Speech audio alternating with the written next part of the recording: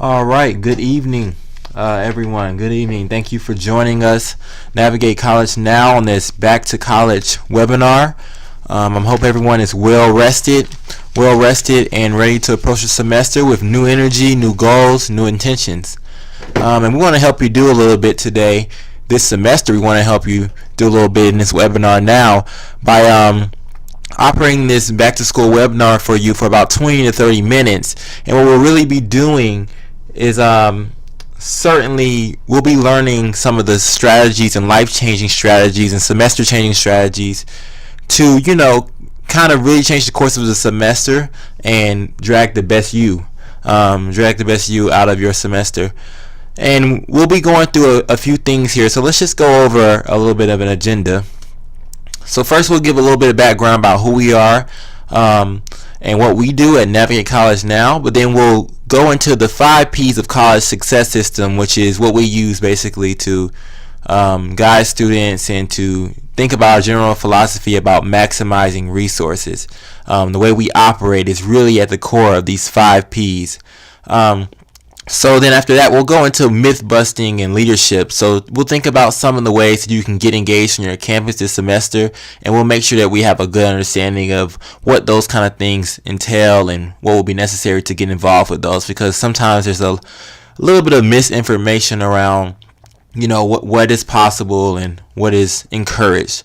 And then we'll just close up. So if you really want any more information throughout when we're on the webinar and you think you have to leave or anything, this will be up for view later. And also, you want to go on to navigatecollegenow.com to get more information. All right, so we'll jump right into it.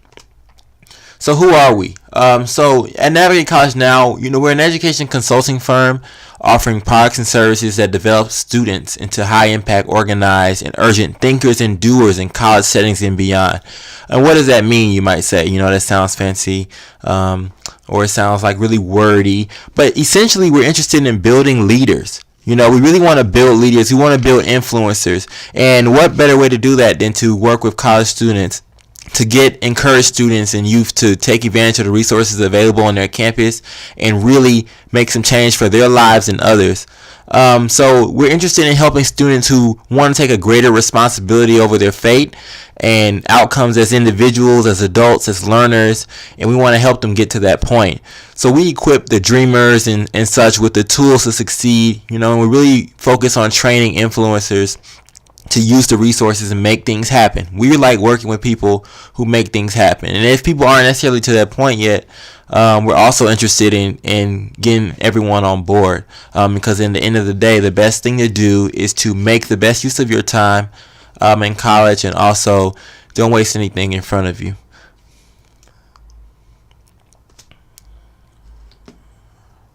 So the 5 P's of college success system.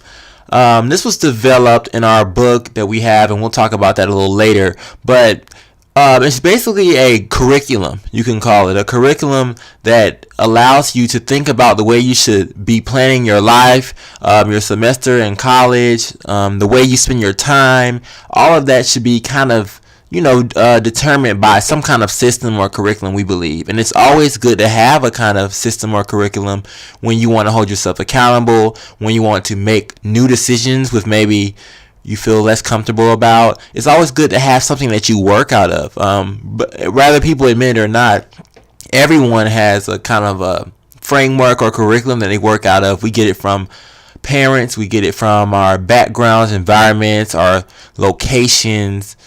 We get it from personality. We all have a kind of a framework on how we approach life and the way we get through the day-to-day. So we just offer one here that we think works very well for college students in particular. And it's the 5 P's of college success system. So as you can see, it's planning, purpose, process, product, and the personal. So we're going to break each one of these down.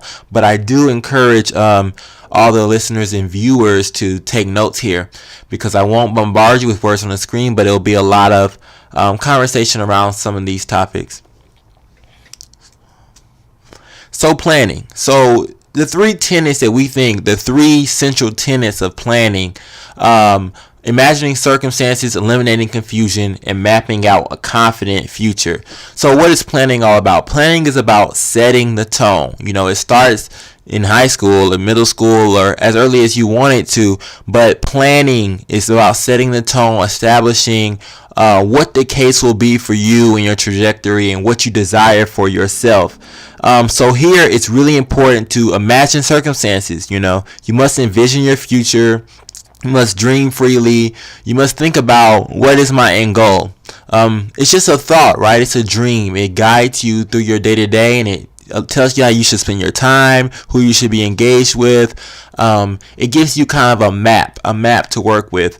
And that's really important for college students because although there may seem like there's lots of time and 4-year plan and so forth, it's really important to think of your life in much smaller cycles, and the only way you can do that and attribute it to any larger vision is to really imagine your circumstances. The next thing is about eliminating confusion. Everyone in college is growing. Everyone in college is learning new things, starting to understand themselves in a different kind of way.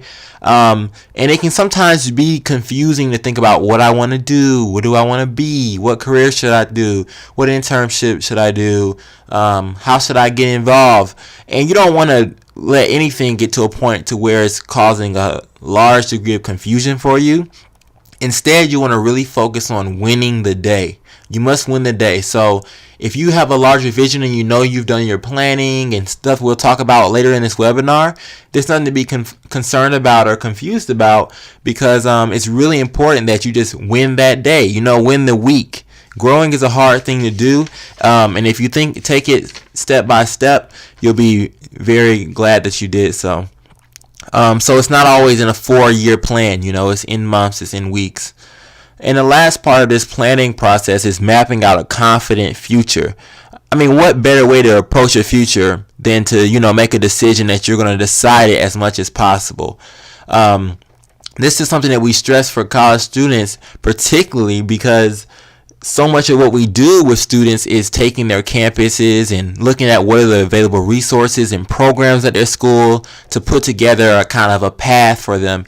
And students are always excited to kind of use that philosophy and think about their campus like that as a roadmap, because essentially you have less confusion, less worry, less anxiety in the long run when you've kind of already thought your campus all the way through. This is a process that can happen before you even get there. It can inform why you go there, but even if you didn't do that beforehand, there's always a chance to do it. There's always a chance to feel a lot more better about tomorrow through proper planning. So these are the 3 central tenets of planning, and we really stress these a lot, and we offer a lot of different activities and resources around these in our book that we'll discuss later. So the next topic is purpose. It's one of the 5 P's, and it consists of understanding your environment, seeking clarity, and valuing a sense of identity. So basically what purpose is about is remembering who you are. And if you don't necessarily know that you'll be the same person tomorrow that you always were, because you're growing and things are changing for you, you want to always be curious about who that person is. So always be curious about who you're becoming and who you are. So as far as understanding your environment, this is really important because who you are is a collection of identities, backgrounds, experiences, people even make you who you are. Your campus has a very similar thing. It has an identity. It has a history. The location that your campus is located in has a place. It has an identity and history. And all these things overlay on one another. And students can find a degree of discomfort in some of these things. But for most people, they will mesh well. But the ones that don't necessarily can be because they predicted their environment to be a little differently, or predicted themselves to be a little differently to mesh well with their environment. But there's never an all bets off kind of scenario with these kind of things. I believe that all students can adjust well and get acclimated well to different environments, but it takes a real thorough thinking through about what is going into an environment, what is going into your personal experiences for you to experience it in the way that you are. And I particularly am drawn to this conversation over winter break as I speak with students about how they feel about how they're adjusting to their campuses and how they're, navigating their college life and college experiences. And I really think that this is a really big, important part of the process, is understanding where you are, who you are, so that those things can operate a little better together in the day to day. So the next part is seeking clarity. And really essentially what seeking clarity is knowing that you'll never know completely who you are, what you need, or what's next. But you have to, once again, find it important to know and to always be defining and reinventing those things for yourself, because it's central to the way you operate. It's central to what you will desire, what your hungers will be, what your passions will be, and what you'll take advantage of is essentially all about who you are. So you always want to seek this clarity even when it's not necessarily apparent. It's a part of the growing process, and it's something we value at Navigate College Now. Lastly, valuing a sense of identity. This one is usually a lot more self-explanatory to people. It's being okay with who you are, own who you are. If you know that you've spent the time and the efforts and energies to input good things into yourself, your character, your personality, what you expose yourself to. If you know you've done your work on this end, definitely be okay with who you are and who you're becoming. All right, and next is process. So this is a really, really important one. All of them are really important, but this is really central to the day-to-day. It's how do you best work, basically, is what process is about. It's academically, it's non-academically, it's project-wise. Whatever you're doing in your college life, how do you best work? So one thing that we like to stress is learning the strategies, right? This is all about trial and error, getting the best methods of success. So whether that be study habits, whether that be avoiding procrastination, things you do to avoid procrastination, things you do to stay organized, you have to value these things because they really will affect your outcomes, and they'll really affect what you'll be able to accomplish during the semester. So one thing that we stress, even for example on learning strategies, is it's 2018. Happy New Year to everyone. But one of the most amazing things about the time we're in is the technology age, especially for college students. So everyone spends a lot of time on their phones, laptops, iPads, tablets, whatever the case may be. I don't know what the average number is, but I'm sure it's hours per day the average person might even be spending on some of these when you think about combined time. But one of the main things is people don't realize that there are a lot of different apps and different technology out there available for free that can help you stay organized and stay productive. We'll talk a lot about these tomorrow.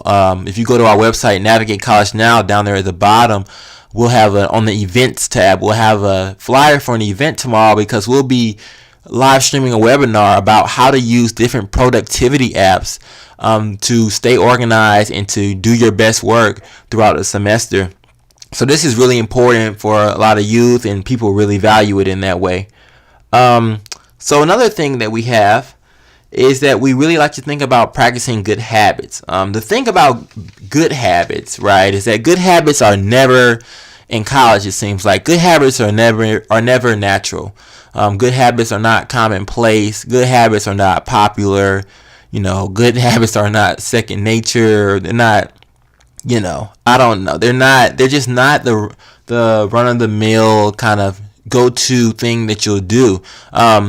And you'll find that in college, I'm sure you're finding already on your campuses, that good habits are almost counterculture. Good habits are the things that make sense to no one.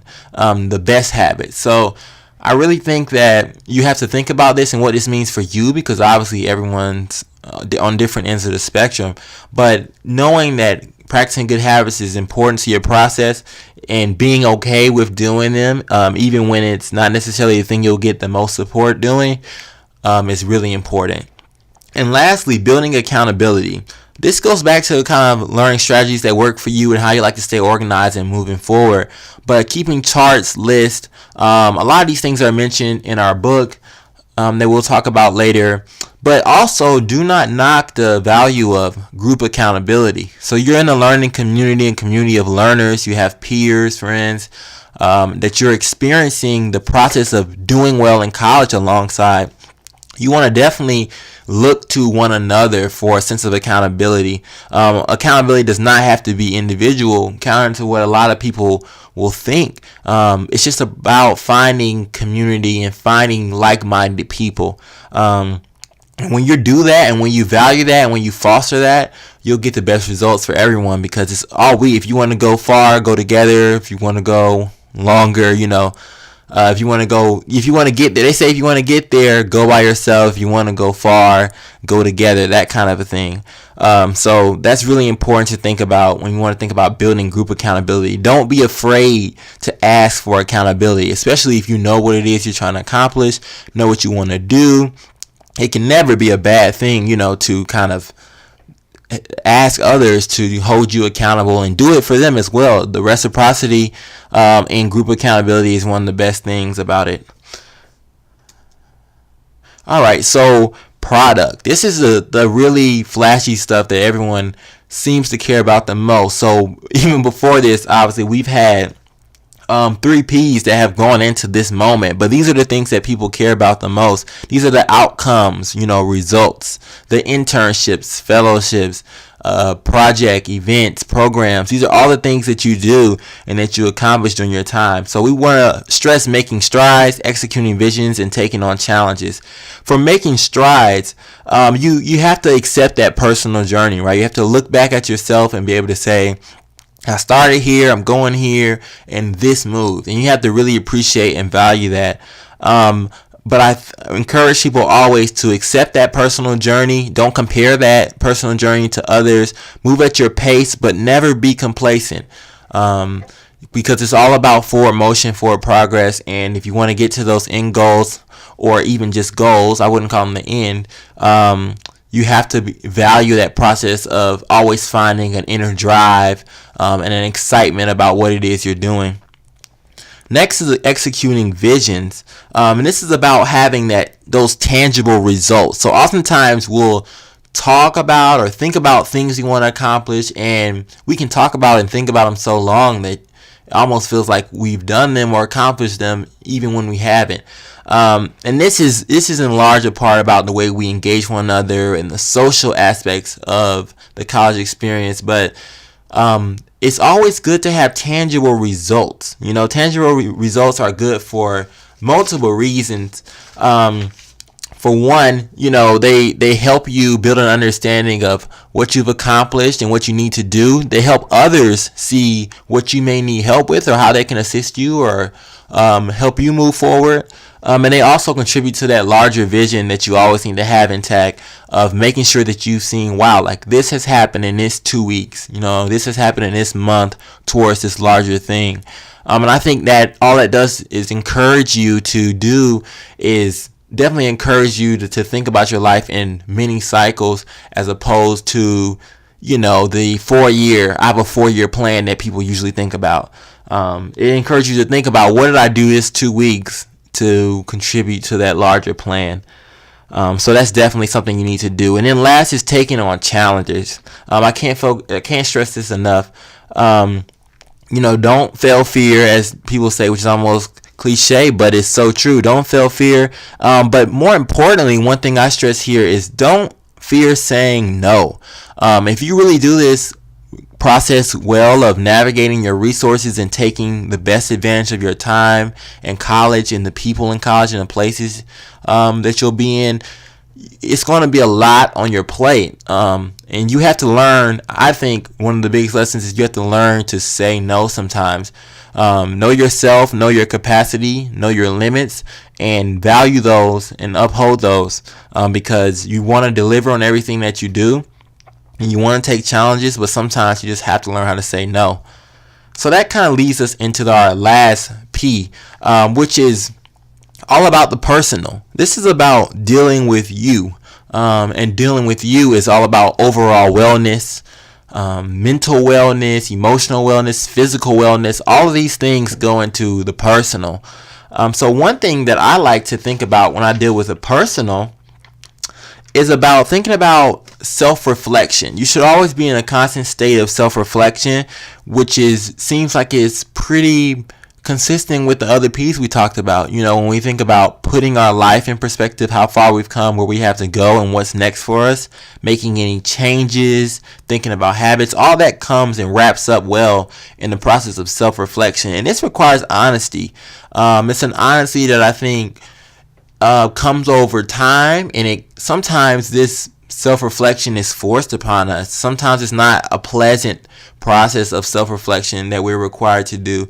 Our circumstances will require us to do it, and both are okay. But if you can do it on your own, you can kind of beat life to it in that case, right?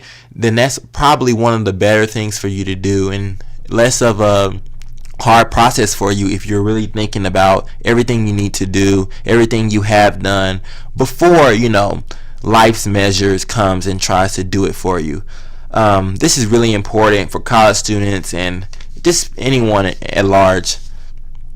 So next we have managing relationships. So everyone, regardless of who you are or how social you are or how social you aren't, everyone has a web of relationships that are comprised of friends, family, peers, people that you work with, significant others, all kinds of things that comprise a web of relationships for us, and those relationships matter and have weight as we go through our college experiences.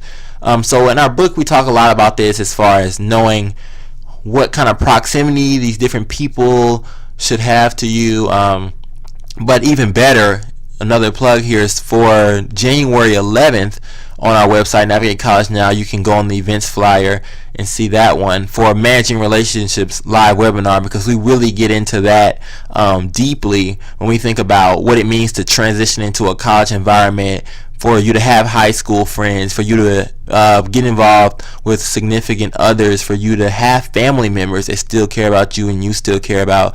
All those things matter, and all those things play out a certain way for a lot of college students. So knowing how to grapple with those things and knowing how to move forward is really important.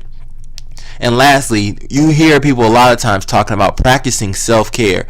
But we like to expand on the vision of self-care a little bit. Usually, in some less, complex versions of self-care that you hear are self-care moments, essentially. It's go for a run, when you get tired or when you feel stressed, or it's, do something you like doing, like a hobby or whatever the case may be, play a sport, or whatever the things you do to take your mind away from the day-to-day.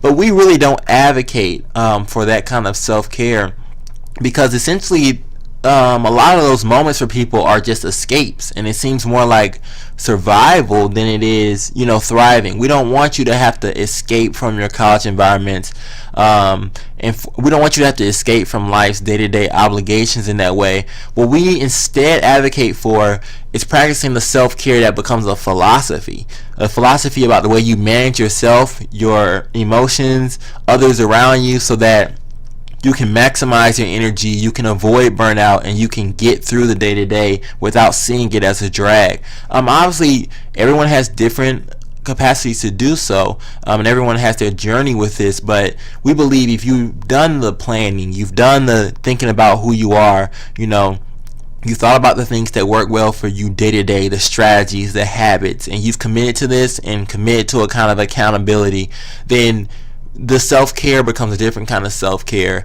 You find enjoyment, you find value in what you're doing, and how you approach it is much different. So that's really good for college students to think about, because self-care, and it's an easy way to get burned out of the whole process of taking advantage of things and always doing and having pressures and expectations on you. But if you can take that philosophy of self-care as a philosophy, you'll be glad you did it. And also, don't doubt the power of collective care, community care. It doesn't always have to be on you. Once again, you're experiencing kind of this college experience, learning experience, growing experience alongside other people who are often like-minded, alongside other people who are your friends or who care about you or who enjoy you. So just take advantage of that. Think about that collectively and community-wise is really, really important to the way we move forward. Okay, so next we'll go into our myth busting and leadership section here. So here are some roles that people typically get involved with. Obviously not even close to the amount of things you can do on a college campus, but here are some things that most people find themselves in some capacity or the other.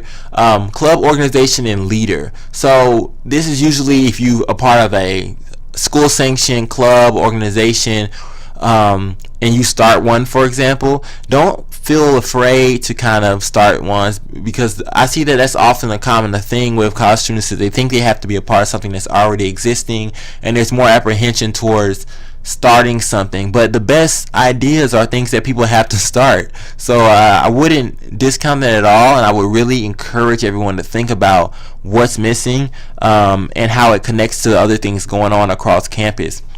So go back, take an honest look, still be engaged with other clubs and organizations, but if you don't see what you're looking for, don't be afraid to start, and you'll be surprised how many people find value in what it is you value and want to do and get accomplished. The next thing is a campus activist, or just activism in general.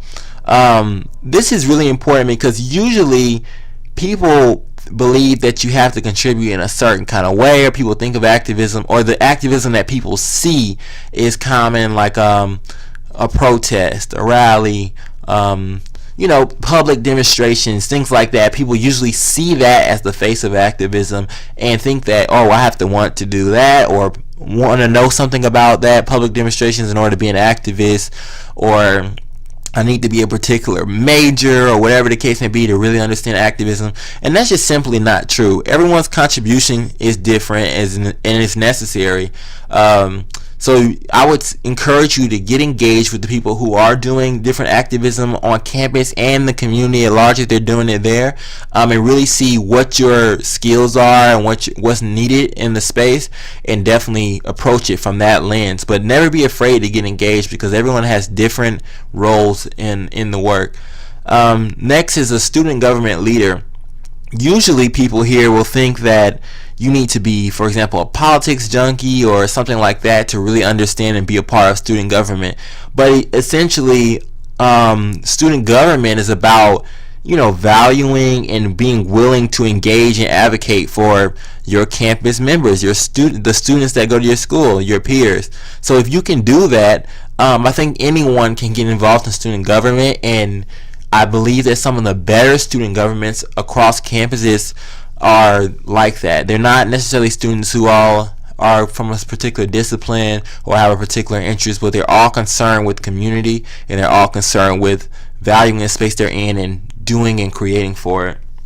The next one is a pretty broad role of campus programmer, and interestingly enough, this campus programmer role is, for example, can be in a club. If you have a certain cultural club, for example, you might do programming, or if you're on student government, you might program for your campus and put events on. But this also can be an independent person. So this is what I would bust as a myth here, is that the campus programmer does not have to belong to a particular organization. That there are a lot of campus programmers that program both on campus and for stuff outside of campus, independently, and there are a variety of resources available through different academic departments, through clubs that are interested, and all other kinds of sources to program and put on programming for your community, campus community, or community at large. So once again, don't be afraid to start things and to do things if you don't see them already being done. But always, of course, value what's already being done. Be attentive and be barely just paying attention to what's going on around you, so that you can be informed about the way you engage the campus and what you accomplish for the campus and yourself. So the question marks are because there are so many other leadership roles. We'll talk a little bit about later about how you can get some more help concerning these. So that wraps up about what we were talking about as far as the 5 P's and the myth busting and leadership. If you need more help, a lot of the things that I hinted at, actually all of the things I hinted at, are available in our ebook, a how-to guide to maximizing your college's resources. It's available on Amazon, Apple iBooks, Google Play, Barnes & Noble, all the major retailers. And you can get to that link by going to our homepage on the main page of navigatecollegenow.com. This is a fully comprehensive guide that has activities. It has resources available for you to look at, charts, all kinds of really helpful tools for you to think about what's next for you and put your particular story in context of what we're saying today so that it makes more sense for you. But also, we want to give you a special deal here.